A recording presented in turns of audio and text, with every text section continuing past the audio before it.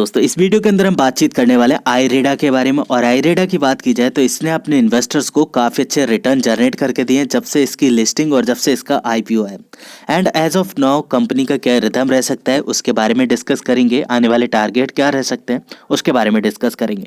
But इससे पहले कि हम कंपनी के टेक्निकल से डिस्कस करें, कंपनी में आई एक बहुत बड़ी अपडेट के बारे में आप सभी को जानना चाहिए अगर आप इस कंपनी के अंदर इन्वेस्टेड हैं और वेदर आप इस कंपनी के अंदर इन्वेस्ट करना चाहते हैं। तो आज के दिन दोस्तों बात की जाए यहाँ पर अपडेट की, एक काफ़ी बड़ी अपडेट यहाँ पर हमें नवीन और नवीनीकरण ऊर्जा मंत्रालय के द्वारा प्रेस रिलीज में बताते हुए देखने को मिली है, जहाँ पर आईरेडा और इंडियन ओवरसीज बैंक दोनों ने नवीनीकरण ऊर्जा और परियोजनाओं के लिए ऋण देने के लिए हाथ मिलाया है।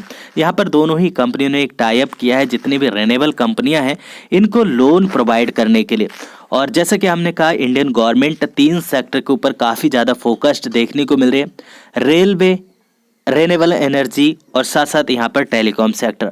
एंड एज ऑफ नाउ देखा जाए प्रेस रिलीज हमें रेन्यूएबल एनर्जी को लेके होते हुए देखने को मिल रही है। दोनों ही कंपनियों के अंदर एक काफ़ी बड़ा टाई अप होते हुए देखने को मिल रहा है। एंड यहाँ पर जितने भी लोन्स ये प्रोवाइड करते हुए देखने को मिलेंगे, यहाँ पर जितने भी लोन्स हैं उन सबको सुव्यवस्थित करना आईरेडा का काम होगा और 3 से 4 साल के लिए एक ये निश्चित ब्याज दरों के साथ में लोन्स प्रोवाइड करते हुए देखने को मिलेंगे। एंड इसी मीटिंग में बहुत सारे मुद्दों के ऊपर चर्चाएं होते हुए देखने को मिली, जहां पर आईरेडा के वरिष्ठ ऑफिसर ने, जहां पर प्रदीप कुमार दास ने कहा कि आईरेडा और इंडियन ओवरसीज बैंक के बीच यह रणनीतिक साझेदारी है जो कि नवीनीकरण ऊर्जा विकास में तेजी लाने के लिए हमारी प्रतिबद्धता में यह महत्वपूर्ण कदम देखने को मिलेगा। एंड जहां पर सभी संसाधनों को मिलाकर हम इसका उद्देश्य विभिन्न प्रकार की नवीनीकरण ऊर्जा परियोजना को मजबूत वित्तीय सहायता प्रदान करने के लिए और साथ साथ स्थिरता और पर्यावरण जागरूकता को बढ़ावा देने के लिए अन्य प्रमुख वित्तीय संसाधनों के साथ समझौता विज्ञापन में पूर्व समझौता करने के लिए माध्यम से आईरेडा के बड़े पैमाने पर नवीनीकरण ऊर्जा और परियोजनाओं के वित्तीय पोषित करने के लिए अच्छी स्थिति में माननीय प्रधानमंत्री नरेंद्र मोदी, जो कि साल 2030 तक इनका जो मिशन है यहाँ पर 500 गीगावाट का देखने को मिलता है, जिसके विषय में हमने कई बार बातचीत की है। एंड यहाँ पर जो इनका मिशन है ये हमें पूरा होते हुए देखने को मिलेगा। एंड इसके साथ साथ जितनी भी यहाँ पर बड़ी बड़ी कंपनियाँ यहाँ पर साथ देते हुए देखने को मिली, कई कंपनियां यहाँ पर हमें सामने आते हुए देखने को मिली। जहाँ पर सहयोग बैंक की बात की जाए तो यहाँ पर bank of Baroda, bank of India and union bank of India and Indian infrastructure finance company limited भी इसी मीटिंग में आते हुए देखने को मिली। एंड सभी के साझेदारी को सफलतापूर्वक आज के दिन ये डील पक्की होते हुए देखने को मिल रही है। इस कंपनी को आज हम चौथी बार डिस्कस कर रहे हैं। आपको बहुत अच्छे से याद होगा जब कंपनी के अंदर हमें एक तरफा तेजी देखने को मिल रही थी, हमने कंपनी को यहाँ पर डिस्कस किया था, उसके बाद यहाँ पर डिस्कस किया था और कल के दिन हमने डिस्कस किया था जब इस कंपनी के अंदर भी हमें गिरावट देखने को मिल रही थी। और हमने कहा था इन कंपनियों के आपको एक भी स्टॉक बेचने नहीं है, आगे चल के आपको काफ़ी बड़े रिटर्न जनरेट करके देंगे। एंड निचली ओर अगर स्टॉक आए तो जिन लेवल्स के ऊपर हमने डिस्कस किया था आपको बहुत अच्छे से याद होगा। एंड उन्हीं लेवल्स के ऊपर आज के दिन हमें सपोर्ट लेते हुए देखने को मिली। एंड जहां पर हमने बताया था स्टॉक हमें निचली ओर 115 रुपए तक आते हुए देखने को मिल सकता है और यहाँ से वापस बाउंस बैक लेके दिखाएगा। एंड यहाँ से वापस स्टॉक के अंदर बाउंस बैक आते हुए देखने को मिल रहा है।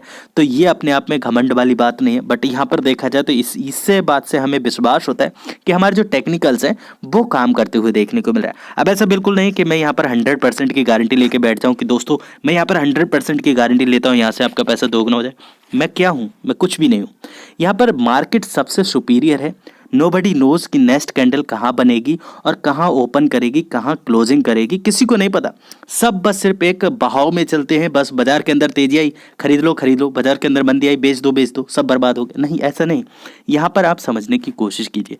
ये जो सपोर्ट है, यहाँ पर स्टॉक ने वापस से सपोर्ट लेने की कोशिश की है और अभी के समय पर देखा जाए तो स्टॉक के अंदर काफ़ी पॉजिटिव अपडेट भी आती हुई देखने को मिल रही है और इसका स्वागत बाजार ने आज के दिन स्टॉक के अंदर करके दिखाया। हालांकि बाजार के अंदर दबाव था, बट स्टॉक के अंदर आज के दिन हमें निचली स्तरों से पुल बैक आते हुए देखने को मिला। तो इसको बिल्कुल से हमें पॉजिटिव वे में लेके चलना चाहिए, बिल्कुल से किसी भी तरह का फ्रस्ट्रेशन क्रिएट नहीं करना चाहिए। अगर हमने कंपनी को निचली ओर बाई करके रखा हुआ है, बिल्कुल से होल्ड करके चलना चाहिए। और अगर हम बाई करने से चूक गए तो आज के दिन भी स्टॉक ने हमें काफ़ी अच्छा मौका दिया, जहाँ से हम 115 रुपये और इवन 120 रुपये से भी कंपनी के अंदर एंट्री ले सकते थे। अगर आज लेने से चूक गए, नो वरी, कल अगर यहाँ पर वापस से ऐसी सिचुएशन आपको देखने को मिले तो आप कल भी यहाँ पर एंट्री ले सकते हैं। और जो सबसे पहला टारगेट होगा, हमारे टारगेट वही है, कोई चेंज नहीं आया अभी टारगेट के अंदर। यहाँ पर सबसे पहला टारगेट कंपनी से हम 150 रुपये का लेके चल रहे हैं और दूसरा टारगेट यहाँ पर 200 रुपये का है। आपके मन में अभी भी कोई क्वेश्चन क्वेरी है, नीचे कमेंट बॉक्स ओपन है, बिल्कुल से आप मेरे से पूछिएगा, आपके हर एक सवाल का जवाब आपको मिलेगा। एंड इनकेस मेरे द्वारा दी गई जानकारी आपको अच्छी लगती है, पसंद आती है, नीचे लाइक का बटन है, उसे ज़रूर से प्रेस करके मुझे इनकरेज कीजिएगा। आप चैनल पर पहली बार होंगे, आप चाहें तो चैनल सब्सक्राइब करके फैमिली का हिस्सा बन सकते हैं। फिर मिलेंगे नेक्स्ट वीडियो में, तब तक आप अपना बहुत ढेर सारा ख्याल रखिए।